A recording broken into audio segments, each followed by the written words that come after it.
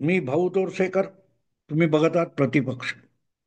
मित्रांनो, अधूनमधून आपण बातम्या ऐकतो अशा की कांद्याचे भाव घसरले, टोमॅटोचे भाव घसरले.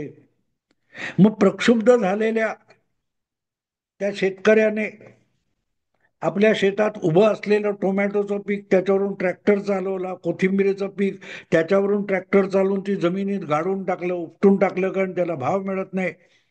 कुठच्या तरी शेतकऱ्याने बाजारात आणलेल्या कांद्याला भाव मिळत नाही म्हणून सरळ ट्रॉली उलटी केली आणि रस्त्यावर कांदा पसरून दिला. ह्या बातम्या आपण बघतो ना, कारण भाव घसरला. नाही तर कधी कधी 100, 150, 200 रुपये पण कांदा खपलेला असतो. पण जेव्हा भाव मिळतो तेव्हा त्याचं गुणगान कोणी करत नाही. पण जेव्हा भाव घसरतो तेव्हा तेच सोन्यासारखं पीक असतं, ते मातीमोल करायला सुद्धा लोक मागे पुढे बघत नाहीत, कारण भाव घसरलेला असतो. भाव घसरणं म्हणजे काय, हे जे ओळखतात तेच व्यवसाय आणि व्यापार योग्यरित्या करू शकतात. आणि मित्रांनो, सार्वजनिक व्यवहार किंवा व्यवसाय देखील तसेच असतात. राजकारण हा सुद्धा एक पेशा आहे, एक व्यवसाय आहे. आणि त्यामध्ये जी बाजारात तेजी मंदी राजकारणाच्या चालू असते ती ओळखून जगलं पाहिजे. सलग 10 वर्ष 3 लोकसभा निवडणुका जिंकून पंतप्रधान होणारे नरेंद्र मोदी, किंवा त्याआधी 3 गुजरातच्या विधानसभा निवडणुका जिंकून लागोपाठ तिसऱ्यांदा मुख्यमंत्री पदाची शपथ घेणारे नरेंद्र मोदी यांच्या लोकप्रियतेची जी तेजी आहे ती सगळ्या जगाला चकित करून टाकणारी आहे. नुसत्या काहीतरी चिरकोळ गोष्टी काढून मोदींना बदनाम करायचा प्रयत्न करणं, शिव्याशाप देणं, यातून मोदींचा पराभव होत नाही. कारण जोपर्यंत मोदींच्या राजकारणाची लोकप्रियता याचा शेअर घटत नाही तोपर्यंत मोदींना हरवणं शक्य नाही. तुम्ही कसलेही आरोप करा, कितीही बदनाम करा, काहीही करा, जोपर्यंत जनमानसामध्ये मोदींविषयी आदराची भावना आहे, आपुलकीची भावना आहे, तोपर्यंत मोदींना हरवणं अशक्य आहे. हे मी एवढ्यासाठी सांगतो की म्हणून तर वेगवेगळ्या पक्षातले लोक सुद्धा मोदींकडे आकर्षित होतात आणि आपला पक्ष सोडून मोदींकडे येत असतात. आता काल परवाची पहलगामची घटना आहे, त्यानंतर जे काय घडलं ते आपल्या समोर आहे. अशा वेळेला सरकारच्या पाठीशी उभं राहणं हे तुमचं कर्तव्य असतं. मध्यंतरी कोणीतरी एक इराणच्या त्या संसदेतल्या विरोधी नेत्या महिला आहेत, त्यांचा एक व्हिडिओ टाकला होता. ह्या महिलेकडे बघून शिका की ती आयातुल्ला खोमेनी, काय काय ते अली खामेनी, आयातुल्ला यांच्या विरुद्ध आहे. पण तरीही इस्रायलने हल्ला केल्यानंतर आपल्या नेत्याच्या पाठीशी ठामपणे उभं राहून एक भूमिका बजावली जाते.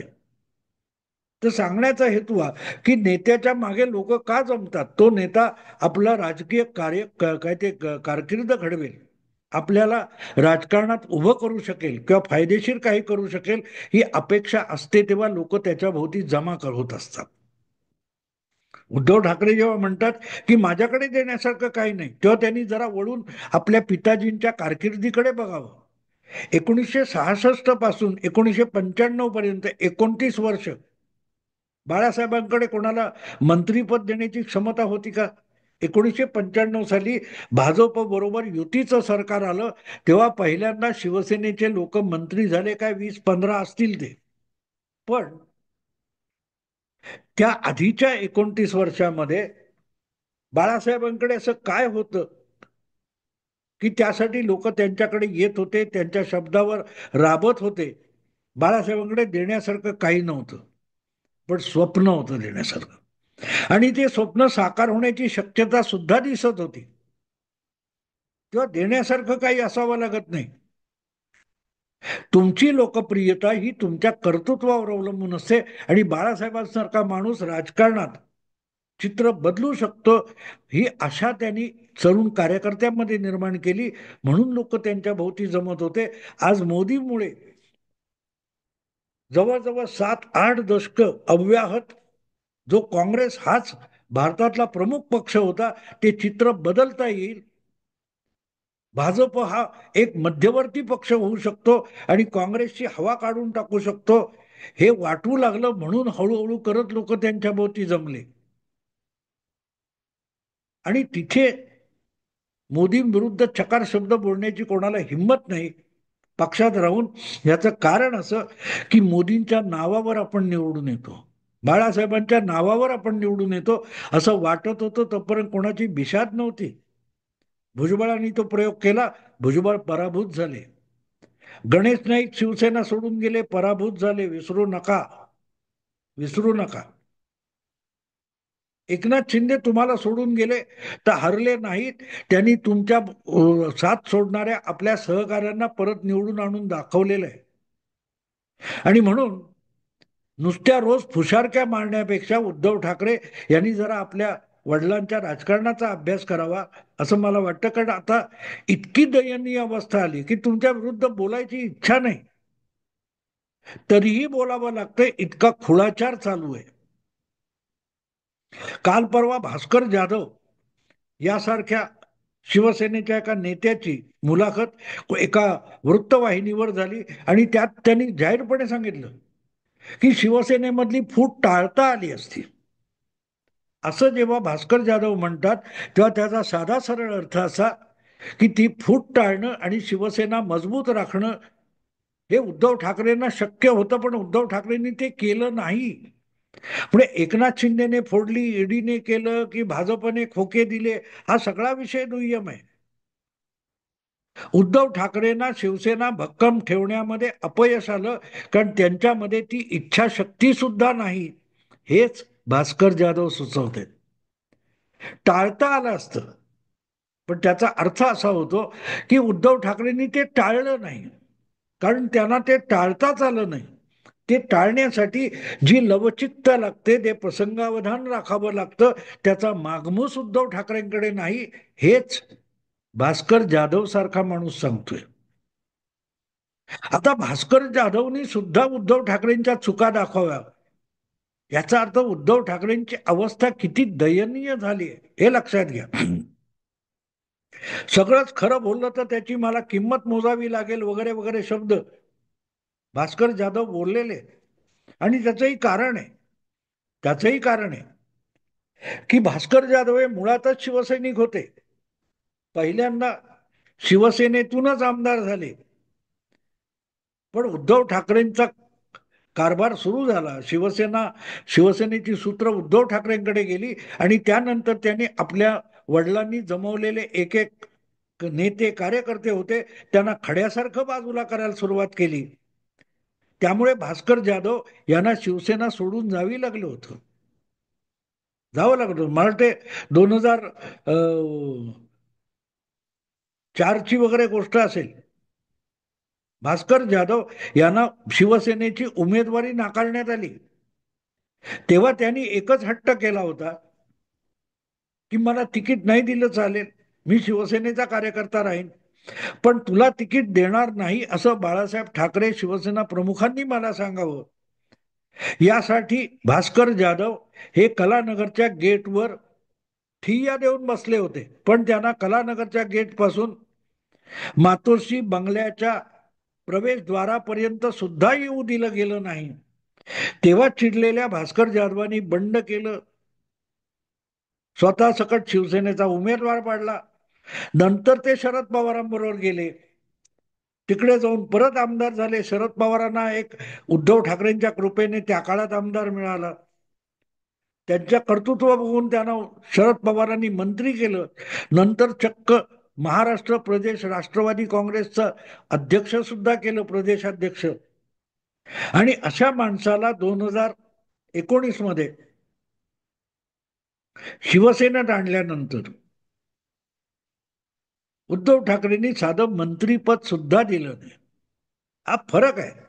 आणि ती वेदना जर त्यांच्याकडे राहिली, तुम्ही काल परवा आलेल्या मूळच्या काँग्रेसी अब्दुल सत्तारला मंत्रीपद देता, बच्चू कडूला आपल्या कोट्यातून मंत्री करता, पण पवारांनी मोठं केलेलं असून सुद्धा भास्कर जाधव शिवसेनेत आले तर त्यांना मंत्रीपदापासून उद्धव ठाकरे वंचित ठेवतात. तिथे कळतं की भास्कर जाधव यांची वेदना काय आहे. आणि ही एकट्या भास्कर जाधवची वेदना नाही, अशा ज्या वेदना होत्या त्याच वेदनांनी एकनाथ शिंदे यांचे हात बळकट केले. उद्धव ठाकरेंनी आपल्या विरोधात बंड करू शकेल असा नुसता माणूस एकनाथ शिंदे यांच्या रूपाने तयार केला नाही, तर एकनाथ शिंदे यांचे हात बळकट करू शकतील इतक्या प्रचंड प्रमाणावर शिवसैनिकांना, आमदारांना, पदाधिकाऱ्यांना, नेत्यांना नाराज करण्याचं काम उद्धव ठाकरेंनी मोठ्या कष्टाने केलेलं आहे. त्यामुळे शिवसेनेत फूट पडली तर ती टाळता आली असती असं भास्कर जाधव म्हणतात. त्याचं कारण आपण समजून घेऊ. आणि भास्कर जाधव यांनी किती प्रयत्न केले तुम्हाला आठवत असेल तर उद्धव ठाकरे मुख्यमंत्री असताना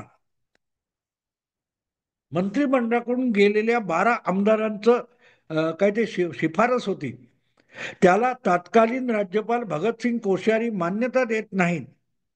त्याचा वचपा काढण्यासाठी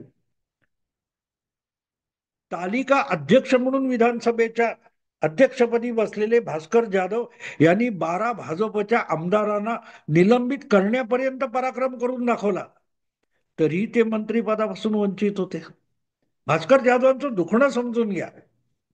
पार मामला सुप्रीम कोर्टापर्यंत गेला.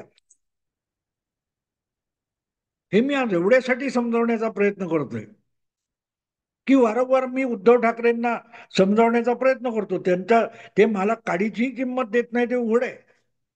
पण बाळासाहेबांबरोबर काम केलेलं आहे, शिवसेना महाराष्ट्रभर विस्तारली त्या कालखंडामध्ये मी शिवसेनेचं मुखपत्र असलेल्या मार्मिकचा कार्यकारी संपादक होतो. त्यामुळे अनेक आज जे शिवसेनेत इकडच्या तिकडच्या शिवसेनेत जे प्रमुख नेते आहेत हे माझ्या परिचित आहेत. आणि त्यामुळे ती संघटना उद्ध्वस्त होताना थोडा मनाला यातना होता. आणि आदित्य ठाकरेंच्या हाती उद्धव ठाकरेंनी खेळणं सोपवावं, शिवसेना पोलापाया तशी मोडून टाक, हे जेव्हा दिसतं तेव्हा त्या सगळ्या राबलेल्या हजारो शिवसैनिकांविषयी एक आस्था आहे. आणि म्हणून वाटतं की थोडं तरी परत परत सांगत राहावं की बुवा इथे सुधारा, तिथे सुधारा. ठाकरे ब्रँड म्हणजे काय असतो? लोक भावना म्हणजे ठाकरे ब्रँड असतो. उद्धव ठाकरे हे बाळासाहेबांचे पुत्र आहेत म्हणून ब्रँड नसतो. तुम्ही त्या ब्रँडची व्हॅल्यू आहे ती टिकवण्यावर तो ब्रँड टिकत असतो. आणि म्हणून तो ब्रँड ढासळतोय हेच भास्कर जाधव सुद्धा सांगायला लागले. अर्थात आपलं बोलणं ऑफेन्सिव्ह होऊ नये याची काळजी त्यांनी घेतली. आणि त्यावर जी प्रतिक्रिया आली की भास्कर जाधव नाराज आहेत बातम्या आल्या, तेव्हा मग ताबडतोबीने संजय राऊतांनी प्रतिक्रिया द्यायची, नाही तर कोणी द्यायची. त्यांना भाषण करण्याची संधी दिली. यावर जेव्हा भास्कर जाधव म्हणतात की हो मला संधी दिली, आणि अगदी उद्धव ठाकरे, संजय राऊत आणि तिसऱ्या क्रमांकावर भास्कर जाधव ही संधी दिली, हे ज्या उपरोधाने भास्कर जाधव बोललेले आहेत ना ते समजून घेण्यासारखं आहे. की आपण सभा गाजवू शकतो, आपण सभा दणाणून टाकू शकतो, तेव्हा आपल्याला भाषणाची संधी दिली असं संजय राऊत सांगतायत. ती कोणी संधी देण्याची गरज नाही. कोकणामध्ये शिवसेना माझ्यासारख्या कार्यकर्त्यांनी उभी केली, ती राऊत किंवा उद्धव ठाकरे यांच्या भाषणामुळे उभी राहिली नाही. तेव्हा तुम्ही संधी देण्याची गरज नाही, संधी घेण्याइतकी क्षमता आपल्यामध्ये आहे. आणि म्हणून पवारांकडे गेल्यानंतर परत पवारांची साथ सोडली, ही आपली राजकारणातली सगळ्यात मोठी चूक आहे असं सांगतात भास्कर जाधव. त्या मुलाखतीमध्ये ते म्हणतात की पवारांची साथ सोडणं ही माझ्या आयुष्यातल्या राजकारणातली सगळ्यात मोठी चूक आहे. त्याने असं नाही म्हटलं की मूळचा शिवसेनेतला असून सुद्धा आपण शिवसेना सोडली, ही आपल्याकडून चूक झाली असं भास्कर जाधव म्हणालेले नाही. भास्कर जाधव म्हणतात की आपण शरद पवारांची साथ सोडली 2019 मध्ये, ही चूक झाली. आणि यातच उद्धव ठाकरे यांच्यापेक्षा शरद पवार विश्वासार्ह आहेत. आपण शरद पवारांनी आपल्याला मोठं केलं, सगळं काही दिलं, तरीही त्यांच्याशी दगाबाजी करून उद्धव ठाकरेंकडे आलो, ज्या उद्धव ठाकरेंनी आपली आमदारकी सुद्धा नाकारली होती. तरीही त्यांच्याकडे परतलो, ही आपल्या राजकारणातली सगळ्यात मोठी चूक आहे, असं भास्कर जाधव सांगतात.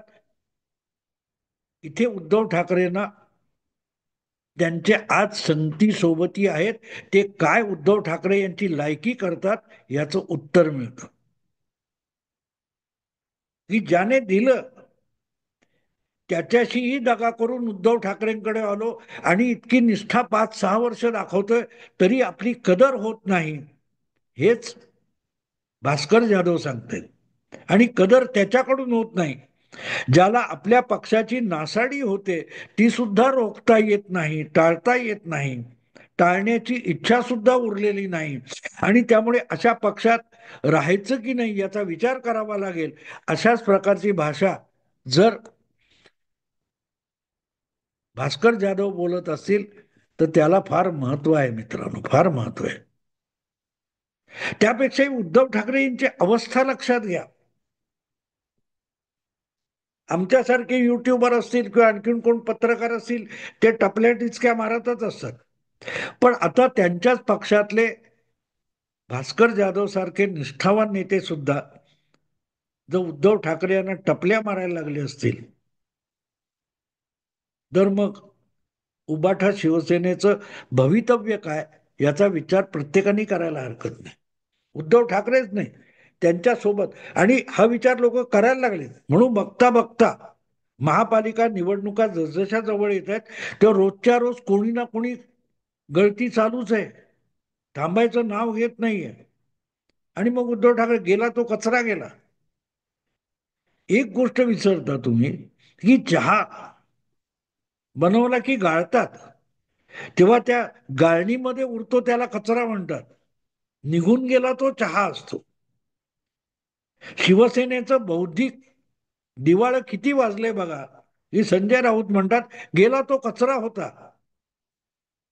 अरे गाळणीतून चहा गेलाय खाली निघून, तुमच्या हाती जी गाळणी उरलेली आहे त्याच्या चहा पावडरचा चोथा उरलेला आहे. ज्यासाठी ते पावडर उकळत्या पाण्यात टाकली होती, त्यातून जे साध्य करायचं होतं ते खालच्या भांड्यात किंवा कपात गेलेलं आहे आणि तुमच्या हातात गाळणीमध्ये उरलाय तो चोथा आहे चहाच्या पावडरचा. आणि त्यावर हे खुश आहेत, त्यावर हे खुश आहेत. गंमत तिथे असते मित्रांनो. जे काय तो भास्कर जाधव म्हणतात त्याचा अर्थ समजून घ्या. की शब्दाला समजवण्याचा किती प्रयत्न करा, उद्धव ठाकरे त्या पलीकडे गेलेले. आपण कितीही समजायला गेलो तरी उद्धव ठाकरेंना काहीही समजणं नाही, त्या समजुतीच्या पलीकडे ते गेलेले आहेत. ना भावना समजतायत, ना आशय समजतोय, ना विषय समजतोय. कुठे नुकसान आहे, कुठे फायदा आहे, कुठे इजा होऊ शकते, कुठे पक्ष सुदृढ होऊ शकतो, याचा बंद वार्ता सुद्धा उद्धव ठाकरेंकडे उरलेली नाही, असं भास्कर जाधव यांना सांगायचं.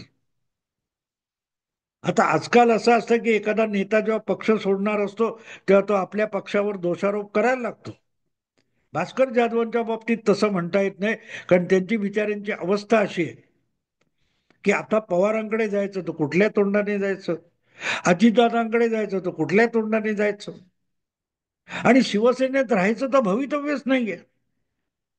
ज्या पक्षाला भवितव्य नाही अशा पक्षात राहायचं तर राहून करायचं काय, ही पण समस्या असते.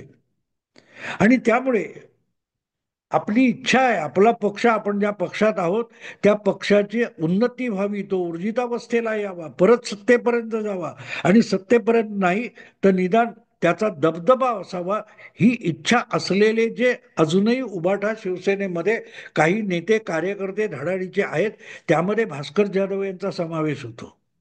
लक्षात ठेवा, तिकीट नाकारल्यानंतर दुसऱ्या पक्षात जायचं आणि त्या पक्षात जाऊन आमदार व्हायचं, मंत्री व्हायचं, प्रदेशाध्यक्ष व्हायचं, इथपर्यंत मजल मारणारा भास्कर जाधव सारखा कार्यकर्ता हा चिरकुट नाहीये, किरकोळ नाहीये.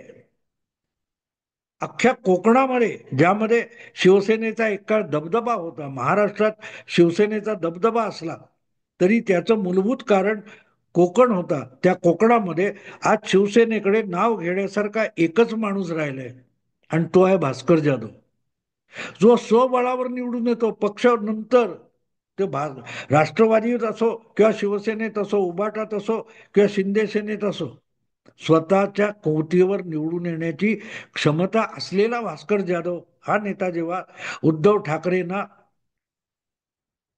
फूट टाळता आली नाही म्हणतोय, तेव्हा उद्धव ठाकरेंनी आत्मपरीक्षण करण्याची वेळ आली आहे.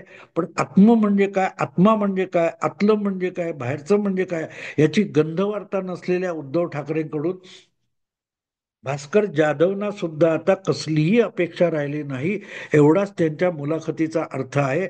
आणि म्हणूनच पर्यायाने आगामी महापालिका निवडणुकीनंतर शिवसेनेचा मागमूस देखील राहणार नाही जर असेच वागला. हाच इशारा भास्कर जाधव एक प्रकारे आपल्या पक्ष प्रमुखांना देत आहेत. त्यांना समजून घ्यायचं असेल तर. मित्रांनो, मी इथेच थांबतो. आवडलं लाईक करा, शेअर करा आणि प्रतिपक्षाला सबस्क्राईब करा. नमस्कार.